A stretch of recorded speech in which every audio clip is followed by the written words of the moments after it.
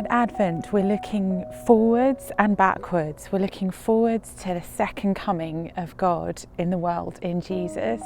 And we're also looking backwards, but with longing, remembering that his first coming happened, that Jesus was born in Bethlehem. And often I think when people think about God and religion, we sort of imagine things that are glorious and powerful and ever victorious. But actually, if we ask ourselves the question within the Christian faith, what does God's coming look like?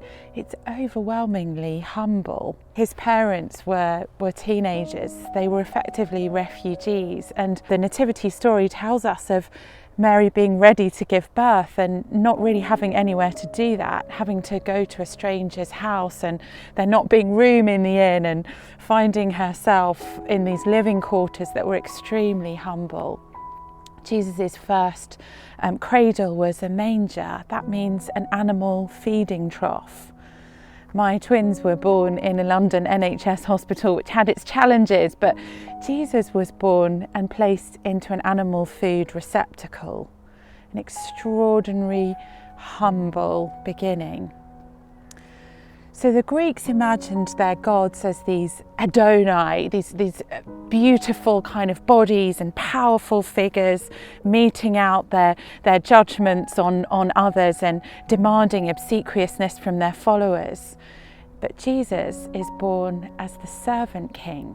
He's born in these humble surroundings, and he's the one who went on in his ministry to pick up the wash cloth and the bowl of water and to wash his disciples' feet. He's the servant king. So when we think about who it was that came, who Jesus really is, he's the Lord, he's the cosmic creator, but he chose to reveal himself as the servant king, being born in humble surroundings, and then going on to live for 30 years in total obscurity.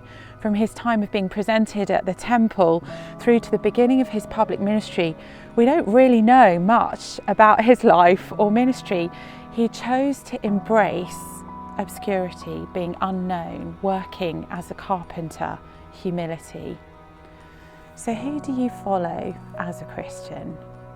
You follow Jesus, the one who said, "I came not to be served, but to serve." The servant king, yes, a king, but the one who was going to lay down his life for us, the one who embraced humility and who ultimately embraced the cross. I think that's amazing. That's really something to dwell on and to consider with wonder as we prepare our hearts for Christmas.